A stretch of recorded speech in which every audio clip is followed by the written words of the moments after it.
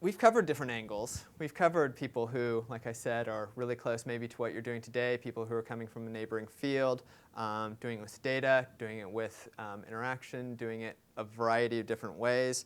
What I like to do is try to punctuate a few of the things and try to connect what we've been hearing over the last day and a half to, okay, what am I going to go and do, and how maybe should this start to influence what I'm doing going ahead. So when you think about business planning, there's, thinking very practically tomorrow, thinking next week, maybe next quarter, and if you're really lucky, next year, or as Jared suggested yesterday, the next 5 years. But that doesn't necessarily help us think about our career, where we're going, how we're going to get there, or as Laura just asked, why are we doing it? So what I want to do is zoom out a little bit. Probably not this far, but maybe something like about this far. There are sea monsters here, narrow passageways, and safe harbors. But to do that, I want to think a little bit ahead about what are some dominant trends that are happening that are going to be necessary for us to think about the job we're doing and how we play a role in the organizations we work in. So bear with me, because I do have to play a little bit of fortune teller here. The first one is probably not going to be too shocking, which is, yes, the internet will be big. Okay. Yes, it's really big now. I can cite all sorts of stats and things, but I'm not actually going to go through them. What I do want to say is that it is getting bigger, and let's think not in terms of web and web pages and web screens, but this is from Mary Meeker, who delivers a very much followed assessment of the internet industry each year, noting that on a logarithmic scale, the number of devices per users over, okay, we started with mini computers, PCs, cell phones, and desktops, and then it's going to blow up in terms of the mobile consumer.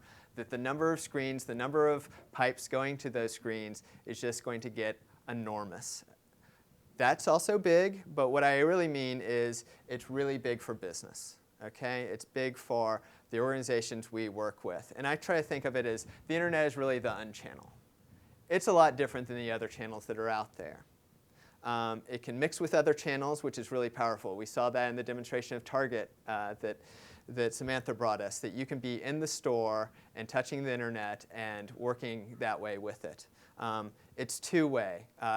Lane helped us understand that there's ways we respond and learn from customers. They remix what we're doing, as well as we're delivering new services and new kinds of experiences to them.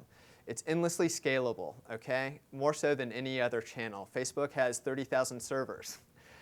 They can scale up the internet channel in ways others can't be done. It's durable.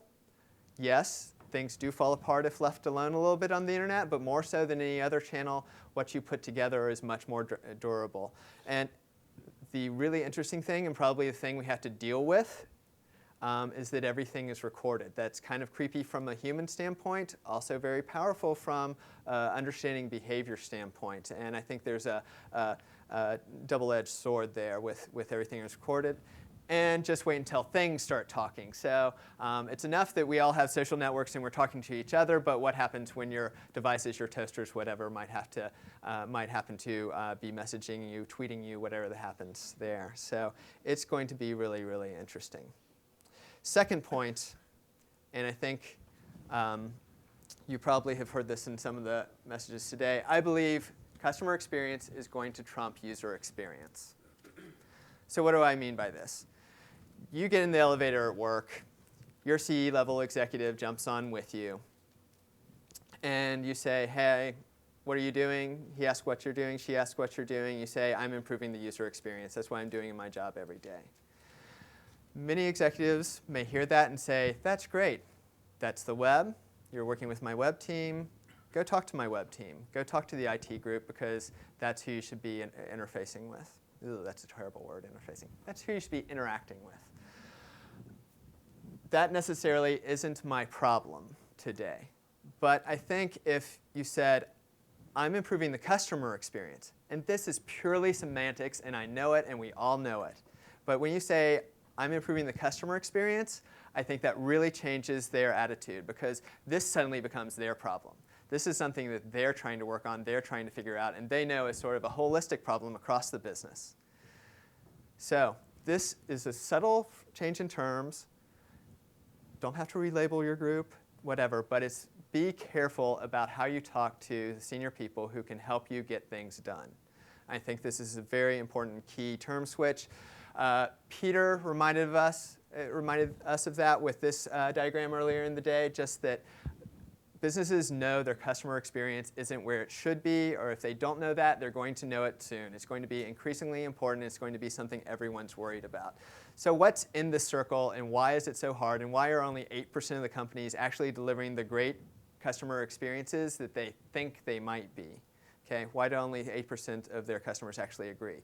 Well, most businesses start this way. They start with the systems, okay?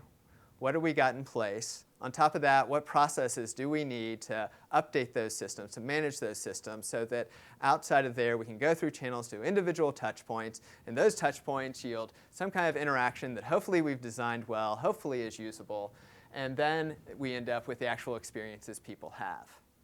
Okay, so we start in the inside and we go out.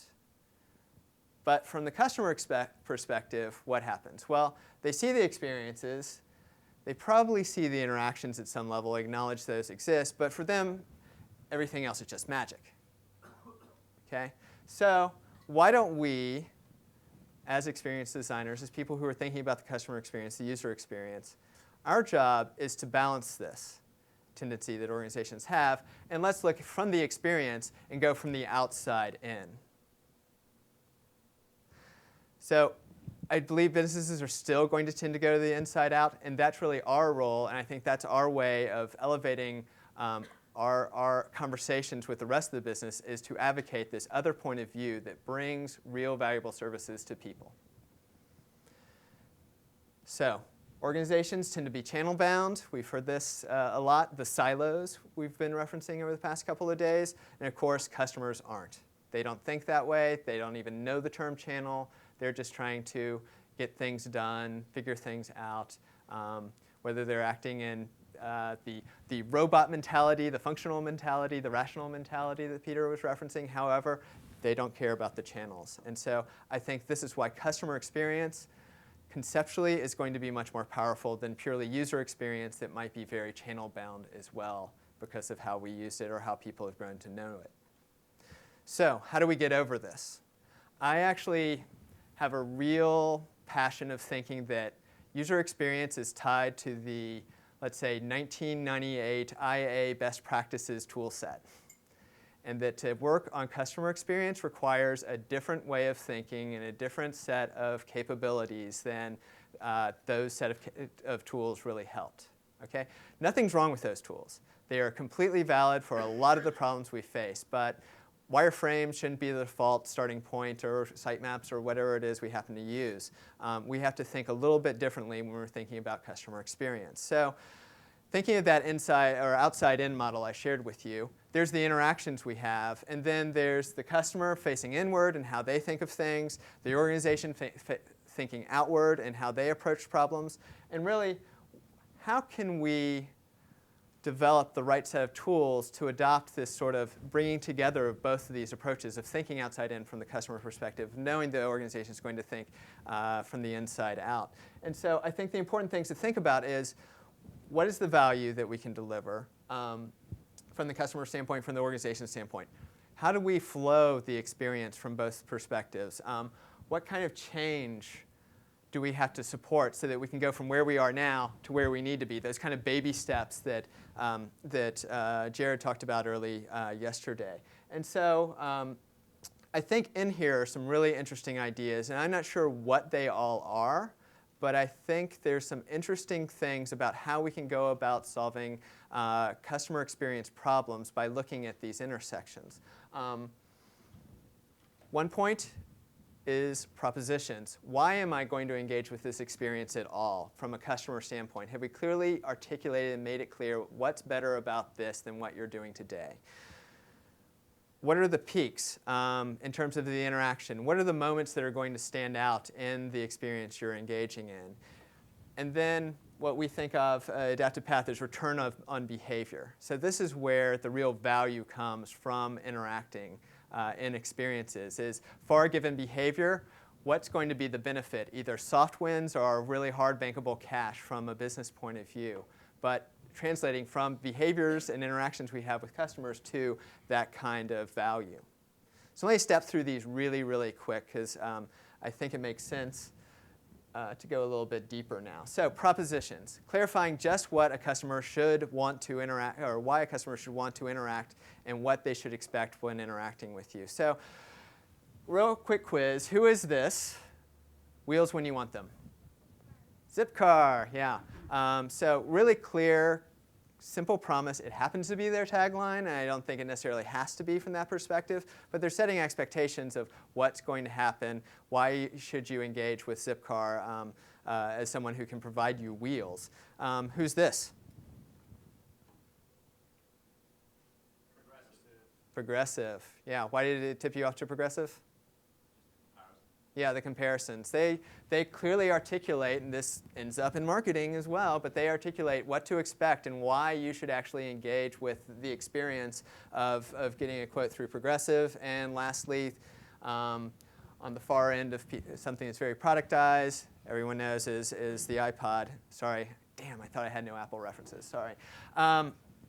So we have things that are from seemingly services, but have kind of been productized, to things that are seemingly products, but certainly have become services. And I think that's one of the interesting things that's emerging out of customer experiences, is that's just we're going to have a flip-flop in terms of things that are services and things that are products. And they're going to all be, services are going to be productized, and vice versa, products that are going to have services coming out of them.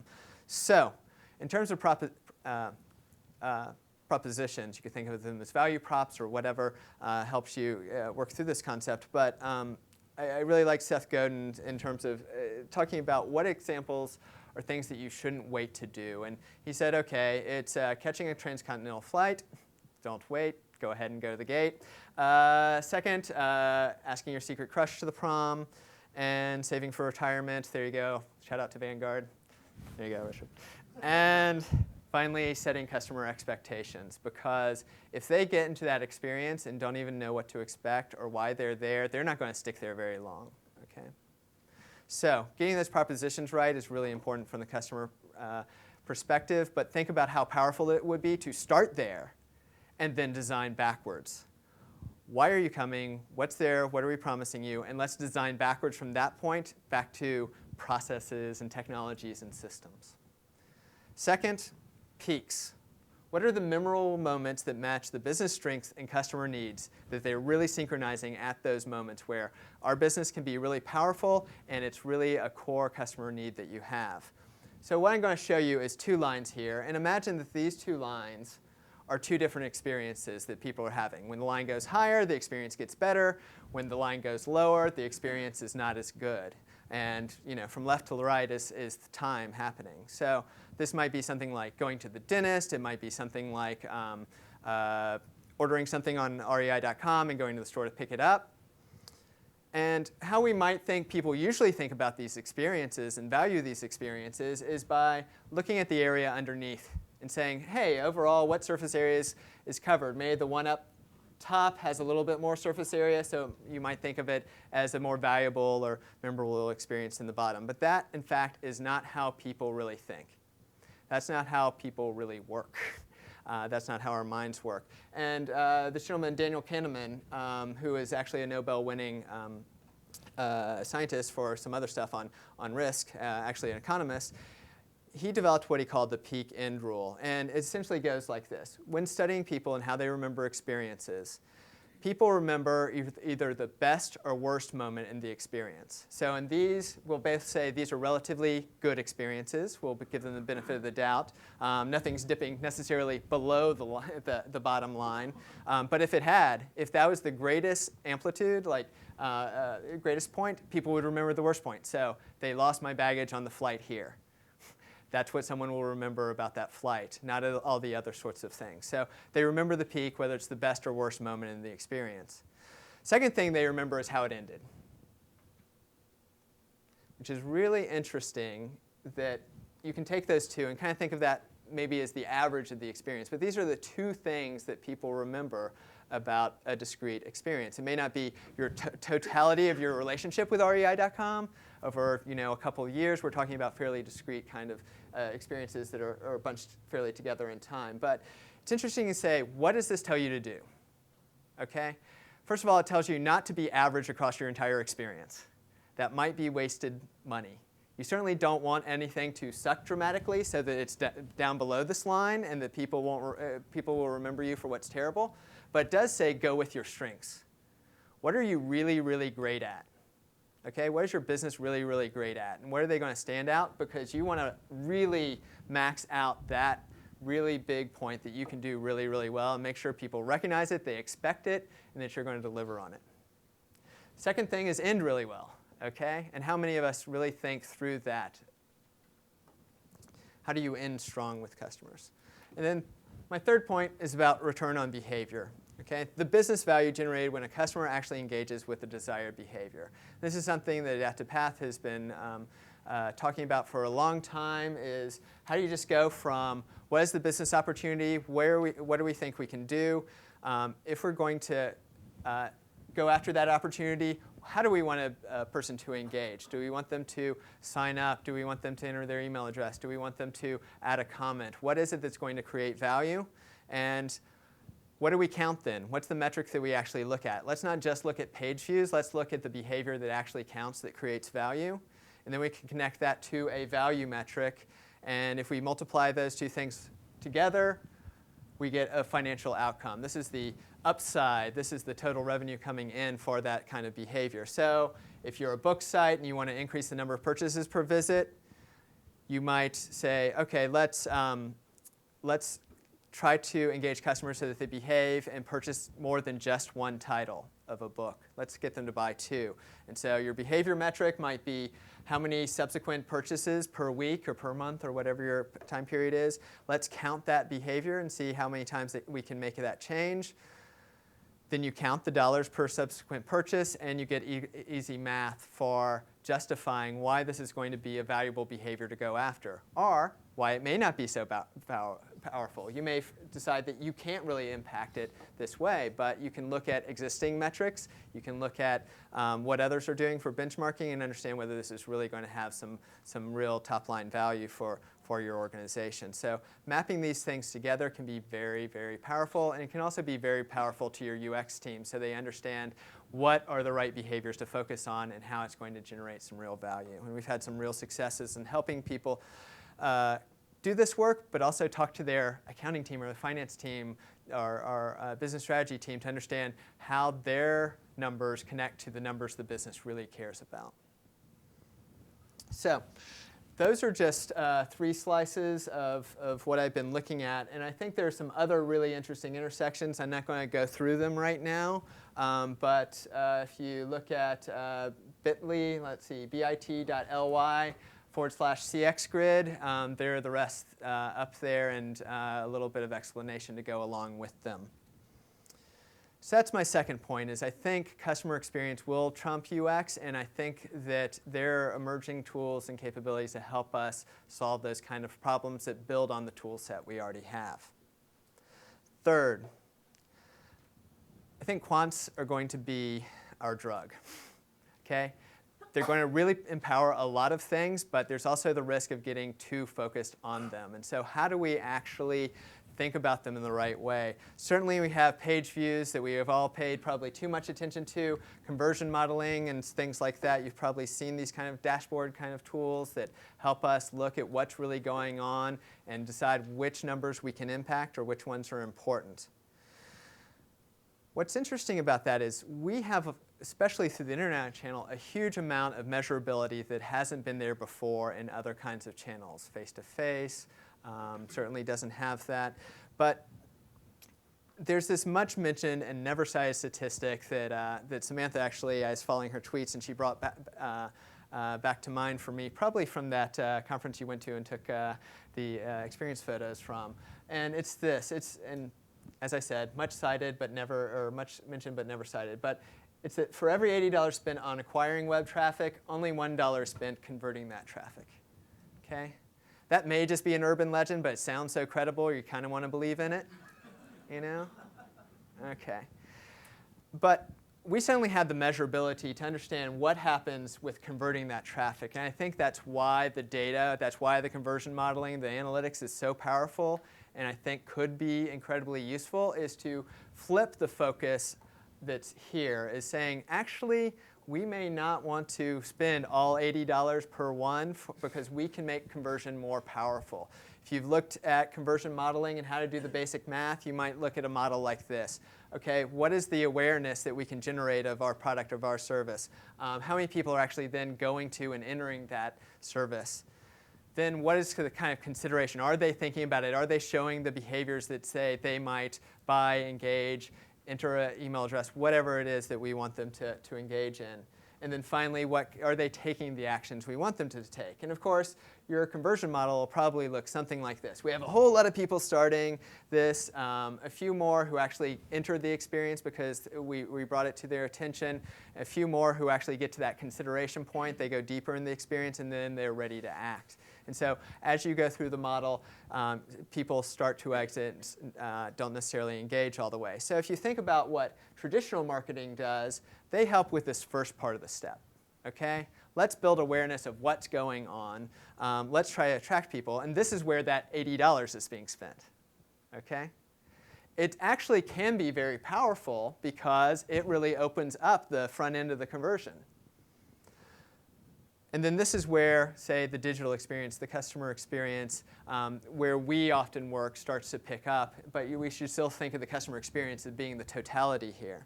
Well, on the traditional marketing side, with numbers, you have to make inferences. Okay? We started this ad campaign, and we saw this more people entering the experience. Don't know if that's really why. Could be some other reason. At best, it's corollary. On the digital experience, though, it's highly measurable when we pick it up. We know when people are coming in, what are they doing, where are they going, if we're doing a good job with our analytics.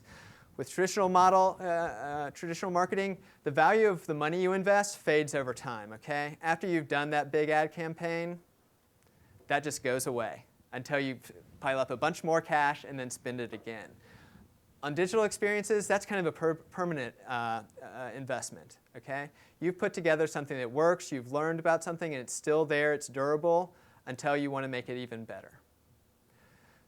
And then finally, traditional marketing, you have really slow response to data. So when you actually see the impact of a campaign, let's say, it takes a little while to adjust and make changes. Versus if you have a good, fast system for releases, you can respond really quick to data. You can do the split kind of testing Ryan was talking about earlier, and it becomes really powerful. So I actually argue we have the tools on the right-hand side of this chart to do a lot better work with the investment than necessarily what's being spent on the left side of the chart. And I think that's why we see, as Samantha was suggesting, a lot of people from marketing thinking about the total experience and touch points that actually start to convert people is because they know that there's going to be a lot of power on the right side of this chart. So if you do the math and look at the percentage of people that convert from left to right, a percentage increase here can be just as powerful as a percentage increase here. It's the total of, adding the percentage of people who convert from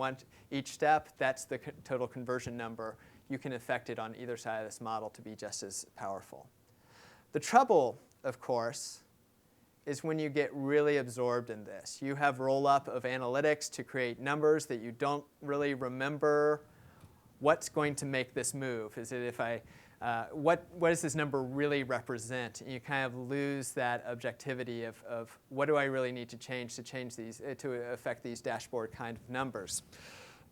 We've also seen certainly, and I think Ryan got to this, is organizations that A/B test to great extremes, and they get a better and better experience and better conversion out of a particular page, and then it just plateaus.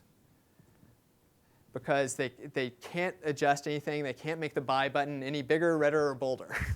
Okay? And they don't know why the current design they have works so well. They've A/B tested it to that level of perfection, and they're really going to have to break it and take a step back or go out into the world and spend time observing to understand what's really going on to ever improve on that kind of plateau. So the trouble with the dashboard is certainly that if you keep on focusing on it, you eventually crash. So be wary of quants. As I said, they are a drug. They're going to be powerful, but let's not lose sight of where you're going and what you're really trying to do and how things really fit in the lives of people. You can also, with quants, help quantify the upsides and the risks of people waiting to work with you. Okay? So I'm going to use a little business calculation, business formula called expected commercial value. And essentially says, how much money do we think we're going to make off of this new idea, this new initiative, this new capability? And normally when you think about this, you think, OK, well, how much money are we going to get in the future, and how much money is it going to cost to do it? But what we often don't think about is the risk involved. And so let's talk about that a little bit. So expected commercial value might first just be, what's the future value that we think we're going to get, and then how much is it going to cost to develop the solution to do that? Well, let's build onto this model and say, OK, what's the chance that we're technically going to succeed, that we can truly build this, that we're not going to have to pull the plug because it wasn't possible to do?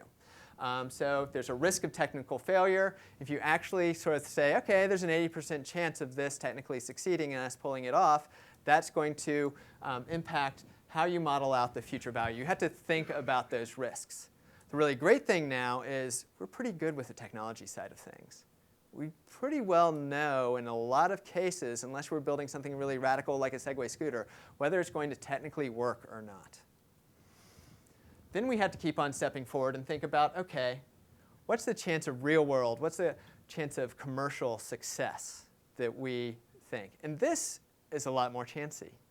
This we don't understand as well, because it's really hard to anticipate whether it's going to be a popular runaway success or whether people are going to snooze and not even understand what the benefits are. So if you start calculating that in, this is where you really get to a model of, OK, what is the real potential future value, where you're starting to think about the risks. Not only can we technically achieve this, can we organizationally do it, but also are people really going to adopt it as a solution? And you're going to have to factor these kinds of things in.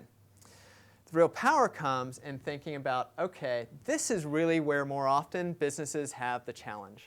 Okay? Can we actually create a solution that people are going to love, that people are going to engage in? And so my argument is this is where we need to focus more attention, more effort. We know it costs a lot to develop solutions, but before we start developing solutions, let's make sure that we've got the right ones, that we're going to have a high percentage chance of success. And in fact, we really need to flip around this model that traditionally is thought of the other way so that we can make sure we're finding the right solutions before we ask, is this the right, or can we technically succeed with this kind of solution? So, in summary, I think the internet's going to be big, CX is going to trump UX, and the quants are going to be drug-like things, really powerful, but also potentially risky. So, good thing about the internet will be big is that we're going to have a lot of increased focus on our home turf, the things we know, the things we've established some ownership and accountability for. With CX trumping UX, there's going to be more opportunity, but also more complexity with the kind of work we do. And with quants, there's going to be much more evidence of the value we can bring to the situation. So we're going to see more responsibility and accountability, the ability for us to help shape the future and bring our capabilities to that future vision of what an organization can do, and our ability to make really right decisions that we have rich evidence to support. And when you put this all together, I think it's that the near future of the customer experience of what our organizations can do needs your leadership. So trying to think about where do we go now? How do we spend the next year acting on a little bit of what we've learned over the past day and a half? I tried to think of the most effective way to help you kind of mobilize a little bit of what we've learned. And this is a mindset that has helped me greatly over the past year that someone tipped me off to. And here it is. Even though your organization probably doesn't even have a chief experience officer, mentally start being one. Okay? How do you need to operate differently? How do you need to engage with others? What kind of ideas do you need to have to play this kind of role. So even if there's not a role like this in your organization, even though you aren't given this title, people will start interacting with you in that way. So this is really about connecting every decision you're making to a bigger picture, to that kind of vision that Jared was talking about, that many people over the past couple of days have been talking about, so that you can get there, so that every little decision you're making along the way leads you there. So I've been trying to think of what's the simple things that can help people start behaving like a CXO. I didn't want to get too theoretical because there's a lot of stuff around there about leadership that's in theory and kind of difficult to practice, but certainly leadership isn't a canned set of best practices. So I tried to think of what are the 2 or 3 things that really make sense that help you engage with an organization this type of way. First one, killing dumb things. Okay? I actually think this is a great way to start building respect and start acting on one of the biggest problems we hear from people who lead UX groups, who are trying to forward customer experience capabilities in their organization, is that I don't have enough time. My team is stretched too far. If you can kill some of the really dumb things, I think you're going to find suddenly, okay, we actually can win some time back, so that we can stretch, that we don't have to necessarily do everything on borrowed time. So can you stop some really bad investments? Can you talk about them that way as investments and help enable the really good things? Can you eliminate the bad experiences? So just like the peak-end experience, how can you eliminate the really bad things that may actually be things that cost a lot to even support? How can you just get those entirely out of the experience? And by doing this, I think you start to build respect in that CXO kind of role. Next, redefining the problem. Okay, I don't necessarily mean escalating the problem. That, oh, well, what you have here isn't a usability problem, it's a brand problem. Actually, no, it's not a brand problem, it's a mission problem. That's not necessarily it. But can you help organizations flip from thinking of that outside-in kind of problem to, or excuse me, from an inside-out kind of problem to an outside-in kind of problem? How can you use your creativity, your understanding of the customer experience to help them think, what is the right context for us to make this decision? Let's not make it on opinion. Let's not make it on who can shout the loudest. Let's make sure we're thinking from the right perspective when we're making this decision. Can you insist that others do the same? That one's a little bit harder.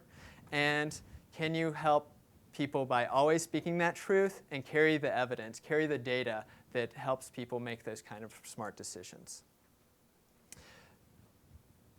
Third, tell really simple stories. This is part of that envisionment activity. It's not just having the physical thing to show people and communicate throughout the organization. It's telling people over and over what you need to do. And as this point suggests, also tell what happens if you don't act. It's okay to tell the dinosaur story. Let's not become a dinosaur. Instead, let's do these things. How can you tell a story that helps people understand a bad experience and where that's going to take them and where your envisioned experience can go? So help set the experience vision by telling stories that are surprising, that are credible, all those things Peter mentioned earlier in the day, and keep saying it over and over and over again until people are sick of it and they probably know it's coming out of your mouth before you say it. That's when you know it's actually taken hold. And final point, orchestrate work that yields great experiences. And I think we got a lot of insights on how to do that over the past day and a half. Okay, get people from across the organization in the same room when you're solving customer experience problems.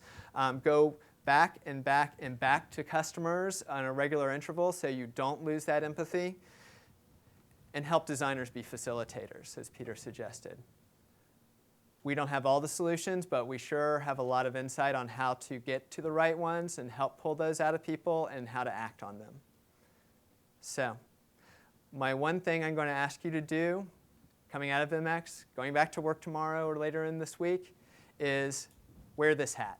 It may be invisible like the Wonder Woman jet,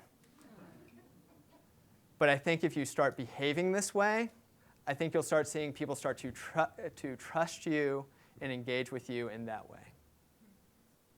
Okay?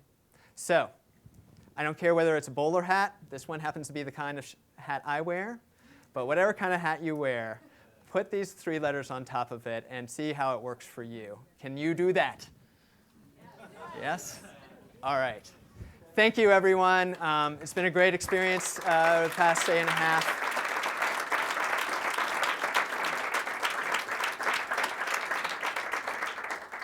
Be the CXO, and let's go have a drink.